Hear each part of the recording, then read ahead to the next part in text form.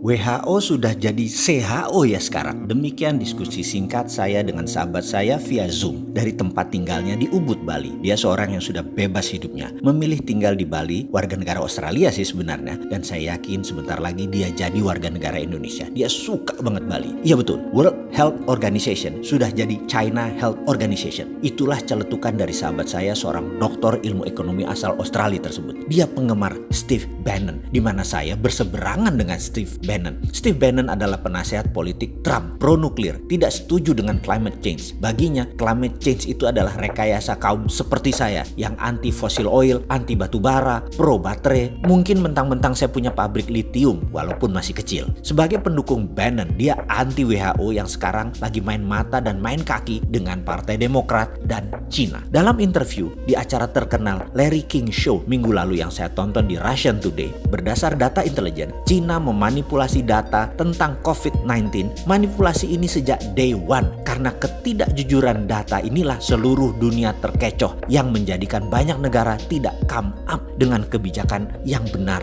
dalam menangani corona. Cina di bulan Januari dengan bos WHO melakukan false information ke seluruh dunia dengan mengatakan virus corona menyebar hanya dari animal to human, tidak bisa human ke human. Virus dikatakan hanya bisa menyebar dari binatang ke manusia, tidak bisa dari manusia ke manusia. Inilah yang membuat banyak negara jadi tidak aware mematikannya dan kecepatan penyebarannya virus corona ini. Saat ini komunitas dunia marah dengan Cina dan mungkin akan melakukan tuntutan internasional serta sanksi bagi Cina. Cina bermain dengan siapa? Dengan bos WHO, Dr. Tedros Ghebreyesus, yang menutupi fakta sebenarnya akan fatalitas corona tahap awal ini. Dikatakan bahwa tidak terlalu mematikan corona itu. Fakta berikutnya, di bulan Januari sebelum lockdown, Cina membeli 250 juta APD, alat pelindung diri, di seluruh dunia sebagai tindakan balasan atas tindakan Amerika tersebut. Bos WHO bocorkan ke Cina sehingga Cina bisa pukul balik dengan mengunci peralatan medis yang di kemudian hari, yaitu sekarang Cina buat uang besar sekaligus membalas. 250 juta APD itu adalah separuh kebutuhan APD dunia saat ini, termasuk APD dari Indonesia dibeli Cina kala itu. Ternyata begitu dunia kena, dunia tersadar karena dikatakan tidak mematikan, ternyata mematikan, sehingga dalam false information yang jadi acuan banyak negara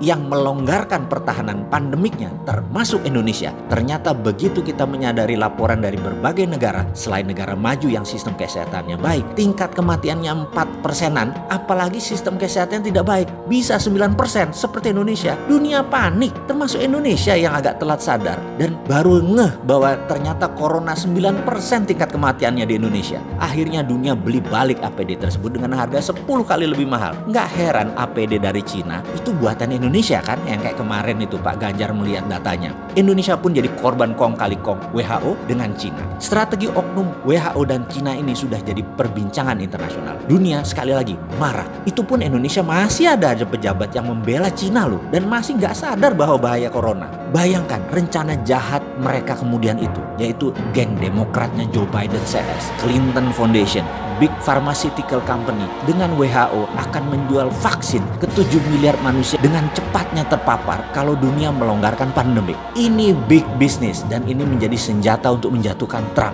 Ini membuat Trump marah luar biasa karena kecele dimainkan di dalam dan di luar negeri. Dia tuntut WHO, dia hentikan sumbangan Amerika ke WHO dan bahkan akan keluar dari WHO. Rencana besar akan memvaksin 7 miliar manusia di dunia ini menjadi serangan terbuka oleh Trump. Pasti dia gagalkan rencana koalisi besar Cina, Partai Demokrat, dan WHO ini. Jujur, bagi saya ini bedil sudah dikokang semua. Ini bisa military war. Mengingat sejarah sebentar ya. Kita tahu, zamannya Obama, Cina itu mitra strategis. Baru zamannya Trump, diperangi Cina itu. Ini info agar semua sahabat paham betapa cairnya dan dinamisnya geopolitik dunia itu. Apa yang dilakukan Trump? Trump tekan India untuk memberikan obat ke Amerika segera. India memproduksi obat corona dipaksa diberikan ke Amerika saat ini juga. Ingat, saya pernah katakan jauh-jauh hari setelah Cina, Amerika melirik India. Tadinya Indonesia ya, karena Indonesia nggak paham, jadi melirik India. Amerika bangun India persis seperti dukungan Amerika di tahun 2000-an, di mana 30% pabrik Amerika dipindahkan ke Cina. Sekali lagi, saya ingatkan, obat vaksin corona India nanti rajanya. Sahabat, data ini valid dan ada di mana-mana. Terbuka kok data ini, cek aja. Steve Bannon yang terang-terangan membuka aib WHO ini. Ceklah marahnya Trump dengan dunia farmasi Amerika yang ternyata main dua kaki dukung dan angkat Trump di awal lalu dibanting kemudian mereka pindah ke Partai Demokrat. Anthony Fauci, Director of National Institute of Allergy and Infection Disease, sebagai orang Trump di dalam penyelesaian Coronavirus Task Force, adalah orang yang bermain di 6 presiden Amerika, adalah juga orang di balik SARS dan AIDS dengan ciptaannya di Perancis. Ini salah satu yang memulai skenario biological warfare ini sejak awal dari pihak Amerika. Sekarang di COVID-19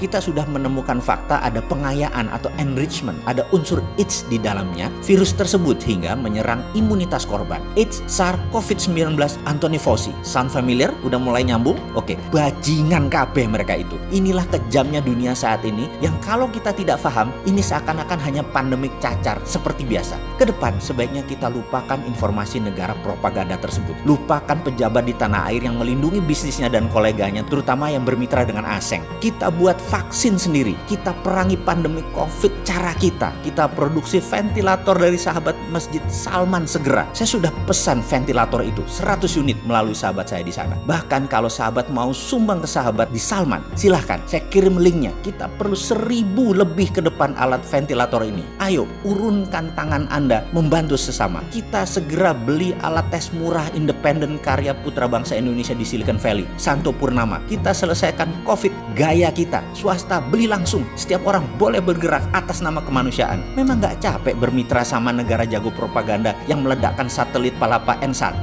dan banyak lagi alat abal-abal seperti termometer. Bodong lah, juga informasi yang dimanufaktur. Cina itu memang memanufaktur apa aja. Cina itu memanufaktur semuanya, termasuk data dimanufaktur sama mereka.